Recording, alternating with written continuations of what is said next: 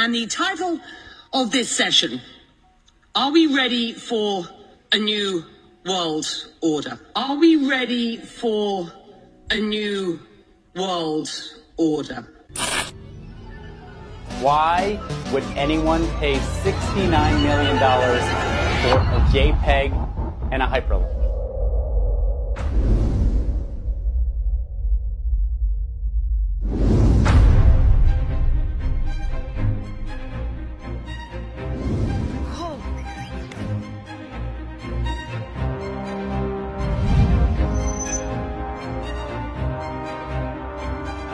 Artificial intelligence is going to create jobs. People and AI help each other.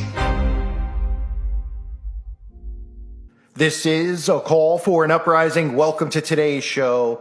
By far one of my most important shows, and I don't care if it becomes repetitive saying that. I highly recommend you share this with people, especially Christians that you know, because this has everything to do with the mark and has everything to do with the ushering in of the Antichrist. Our world leaders, as we know, get together and they meet at all these secret meetings, Bohemian Grove, Bilderberg. Obviously, we know that they meet openly now, places like the World Economic Forum. And recently, right now, as we speak, they are together and they are speaking. Of course they are. To the public, because they're letting everyone know at the World Government Summit that the New World Order is here. And one of the things that is so troubling about this is that we are so close to this stuff going down, and I want to do so much more other than this, but I don't know how much more I can do. But let's get into this now, because you need to know about this. This ties into all of the topics that I discuss in this channel, that other channels might discuss, that you all know about. All together here discussing the things that we know are coming. Food crisis, energy crisis, supply chain crisis. They have prepped people with the 1.9 with these crises as far as the supply chain and things like that. We now see inflation. It is going to get bad. It is not going to get bad where you're getting priced out of the market. It's going to get bad because the grid is going to be down and there's going to be no way to get this stuff. Klaus Schwab, speaking at this event, has no problem, because I can't imagine the amount of security this guy has surrounding him. And of course, we know he has Lucifer probably right next to him in his ear. He openly tells everybody that we do know the global energy systems, the food systems, and the supply chains are going to be deeply affected. And this, of course, is in reference to the 1.9er, and now the stuff we're seeing, as he says, with quote-unquote world leaders in conflict. And of course, he brings in his World Economic Forum garbage to try and tie in technology with this stuff, because remember, all of this does tie together. And some people are like, how can they? I've said it a million times. They don't seem to understand. Shutting off the grid is not permanent. When the grid comes back on, people are going to be clamoring for their technology. Their technology is going to be fried. There's not going to be phones and there's not going to be computers anymore, because everything's going to be in your body. If they just came out and said, hey, everything's in you now, people wouldn't take it. They'd be like, I'm good with my phone, or I'm good with this. They're not going to have another alternative. And of course, as we know, they won't be able to buy and sell without taking this. And I will tie that in and show you later in the video. So make sure you stick around. Let's start with Schwab and what he says here at the summit. With all the current issues on our agenda, we tend to forget that we are in the midst of the fourth industrial revolution, which accelerates global change in much more comprehensive and faster ways than the previous three revolutions. The objective is to quickly recognize the potential of new technologies, as well as develop the necessary ethical and political frameworks around those new technologies to ensure that those technologies are human-centered and society-oriented. The world has to overcome not only the damage done to our economies and our societies by COVID-19, it also has to confront the repercussions of a dangerous clash between major global powers. History is truly at a turning point. We do not yet know the full extent and the systemic and structural changes which will happen. However, we do know that global energy systems, food systems, and supply chains will be deeply affected. In times of crisis, the role of governments is more important and more relevant than ever. What is also needed is a summit like this one to go beyond crisis management and to look into constructive ways we can build our common future. Our futures are intrinsically connected to one another, as the profound challenges to mankind, such as climate change, are globally interconnected and require collaborative responses. In conclusion, and despite all the challenges, we have to uphold our responsibility, which we have towards the next generation, and which we can only fulfill through collaboration on a national and on a global level. I wish you an impactful and successful meeting. We do know that global energy systems, food systems, and supply chains will be deeply affected. It's frightening to think that this is actually going on, but it is, and that's why I want you guys to be prepared. I know financially, everybody's in a different situation, but I tell you this, there might be stuff around your house you look at and you go, what's the point of this? Oh, I collect toys, I collect figurines, I collect dolls. Sell them. Get as much money as you can and stock up on food. Get solar generator, if you can get one. Get a Faraday bag so that you can have your stuff protected when this goes down. Because if you're not ready for this, Big Brother is going to swoop in and he's going to be the last resort for you to eat. And some of you out there go, good, I'll die, I'll lay here, I don't care what's going to happen to me, I'm ready for our king to return. Understandable. I cannot wait for him to return. I cannot wait to see these people get launched into the pit if I'm lucky enough to watch. I hope that I'm lucky enough to. And watch these people burn for eternity for what they've done to mankind.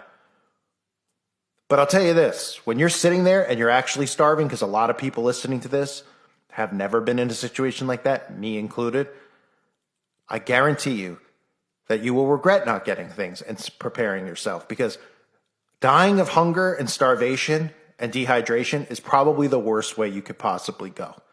It's long, it's agonizing, mentally you will break and crack, and you do not want to have to depend on Big Brother, because they want to swoop in and say, look, we've got crackers, we've got Soylent Green, come to us.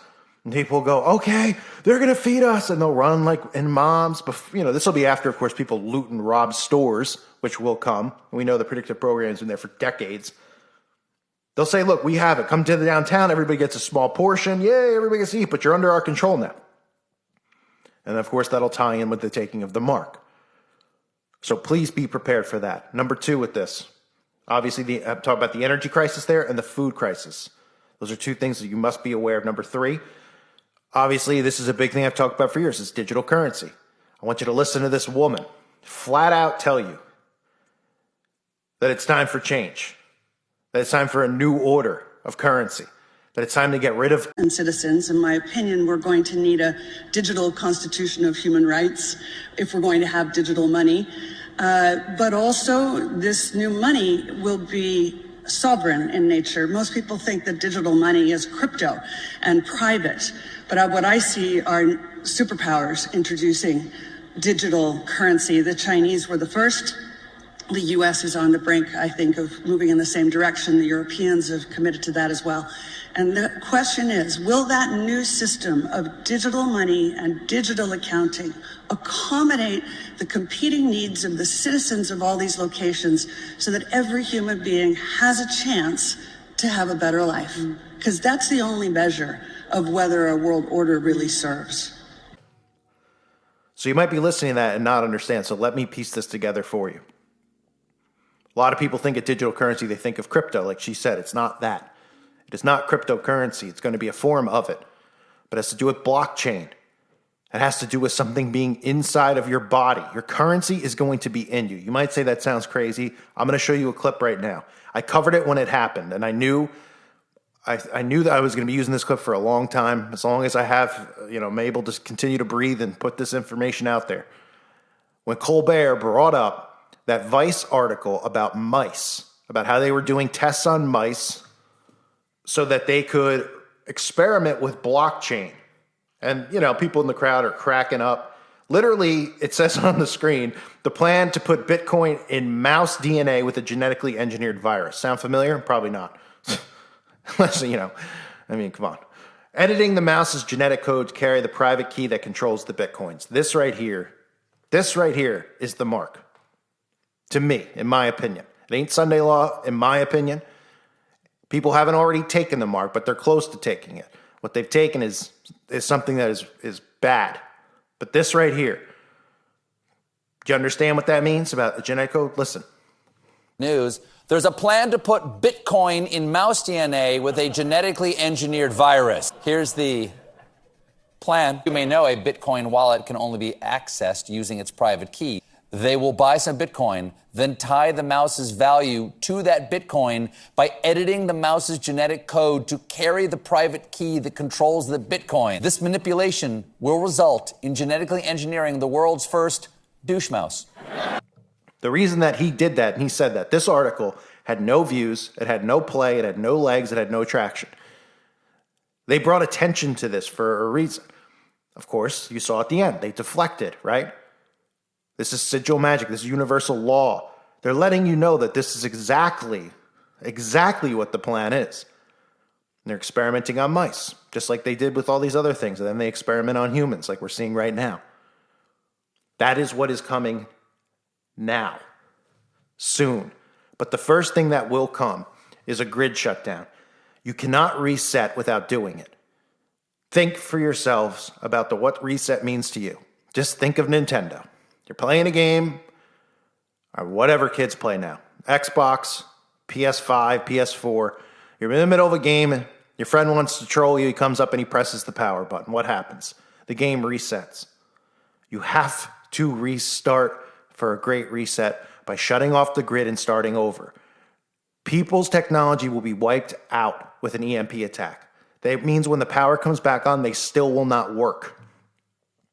If you have a Faraday bag, you put it in there, it should still work. But what's the point? What are you going to do with a phone when you can't call anybody because there's nobody on the other end to pick it up? Maybe you have your laptop. You're going to have a router and things in there. Who knows what they'll do with the internet in general. But as far as when the grid comes back on, you're going to need devices. You're going to need those things. So if you're already going to Big Brother during this entire thing, which will happen, because like I said, people will only have a week's worth of food at best. Regular people. Not me and you, regular people. A week at best, you figure, right? Go through their soup. Well, how many cans of soup do they need a day? A few, right? 2, maybe, if they're, So say if somebody has a cabinet of soup, maybe they get a month. You shut the grid down for 2 years, not only are you depopulating and killing people off, you're making people turn on one another, become violent with each other to get food. People will only be able to go within their walking distance with the grid shut down because there ain't going to be gas stations. Whatever gas you got, that's all you got. Wherever you're going, you better be ready to stay there. So it doesn't make that much sense to go unless you're going to see your mom, your dad, your wife, your girlfriend. Be ready to bunker down together. I'm not trying to make people panic. I'm trying to make you aware. You could look at this and you could roll your eyes and say, Call, I don't agree with you. You're crazy. That's fine. I'm not doing this for clicks or views. My videos get the same amount of views every time I put them up. I'm not going to go viral. I'm not going to trend. We all know that. Likely going to get a strike. We all know that too. I'm telling you this so you're aware. Because if I didn't make you aware, I would feel somewhat of a responsibility, or I'd feel somewhat responsible for at least not talking about these things and making you aware. And I know that people are sick and tired of hearing fear, and I know Christians comment on the channel and they're like, the great news is the coming of the king. I know that it's the great news. I'm not mocking and saying it's not. But I'm saying when push comes to shove and you're laying on your front porch starving, you might be wishing for death and hoping for it. But there are other people out there, who knows? There's God, I don't know where in the Bible it says, hey, when all this stuff goes down, just lay down and bend over, or, let them do whatever they want to you and come to me. Maybe that's how other people feel. I feel like I still have a job to do here. Because after this occurs, the world is still going to be going on. And there's still going to be people who need to learn and realize what's happening and find Christ. So to me, that's how I feel. And I feel like I need to get through this thing. Not because I want to. If you listen to me months and months ago, you hear the sound of my voice, you probably are like, man, he sounds defeated. I'm feeling re-energized because I feel like I have a purpose with this and I have to do something. And no, it's not something where I'm going to rise up or do something like that. Surviving what is going to come is the big thing. Because you know how many Christians are going to walk into the mark and not know it? Think about how beat down people are from the one-niner. Beaten beyond belief, right? Some people have psychosis. Some people are just mentally, physically, everything worn out from it. That's just the beginning of this. This ain't over. That was step one. Act one. To eat. And some of you out there go, good, I'll die, I'll lay here, I don't care what's going to happen to me, I'm ready for our king to return. Understandable. I cannot wait for him to return. I cannot wait to see these people get launched into the pit if I'm lucky enough to watch. I hope that I'm lucky enough to. And watch these people burn for eternity for what they've done to mankind.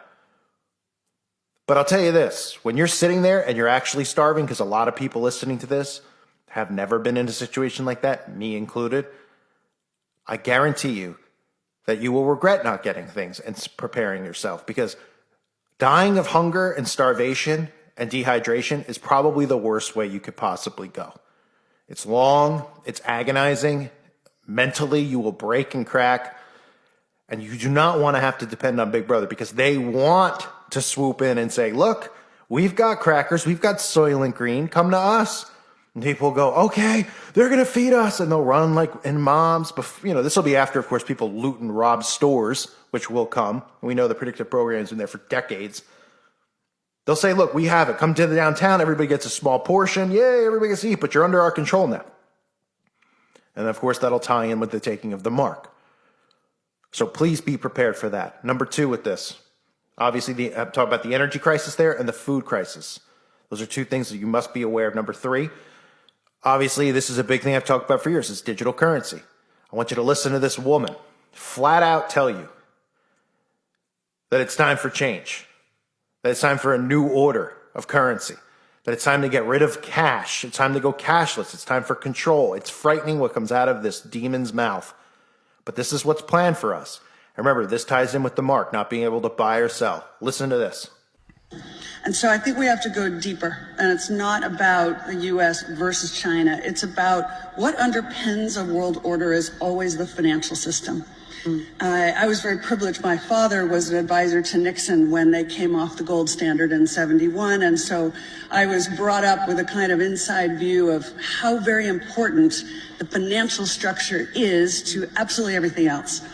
And what we're seeing in the world today, I think, is we are on the brink of a dramatic change where we are about to, and I'll say this boldly, we're about to abandon the traditional system of money and accounting and introduce a new one. And the new one, the new accounting, is what we call blockchain. It means digital.